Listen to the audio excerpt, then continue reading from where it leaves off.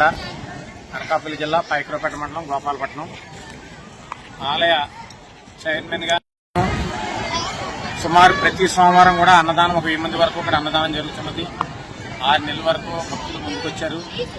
అలాగే శివరాత్రి, రథసప్తమి, కార్తీక సోమవారాలు 10,000 మంది దాకా జనాలు వచ్చి ఇక్కడ కొండను దర్శించుకుని అమ్మవారి శ్రీ ఉమాధర్మలింగేశ్వర స్వామి వారి ఆశీస్సులు పొందుతున్నారు.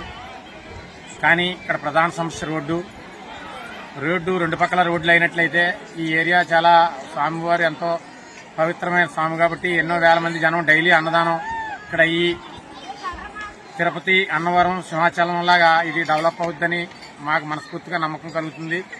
ప్రతిరోజు అన్నదానం పెట్టడం కూడా ముందుకు వస్తున్నారు. ప్రధాన సమస్య రోడ్డు బాగోకపోవడం వలన ఎవరిని ధైర్యం చేసి ముందుకు వెళ్ళలేకపోతున్నాం. ఆంధ్రప్రదేశ్ ముఖ్యమంత్రి వర్యులు చంద్రబాబు నాయుడు గారు, మా నియోజకవర్గ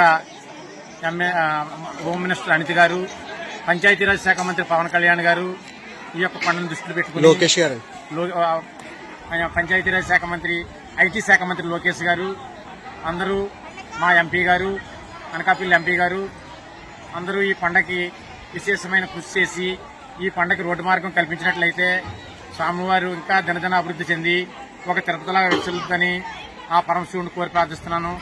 దయవించి అందరూ కూడా ఈ యొక్క కార్యక్రమాన్ని, మన పెద్దలందరి దయ వల్ల అంతా డెవలప్ అయింది. రోడ్డు ప్రధాన సమస్య కాబట్టి రోడ్డు వేయించి ఈ కొండ అభివృద్ధికి పూనుకుంటారని.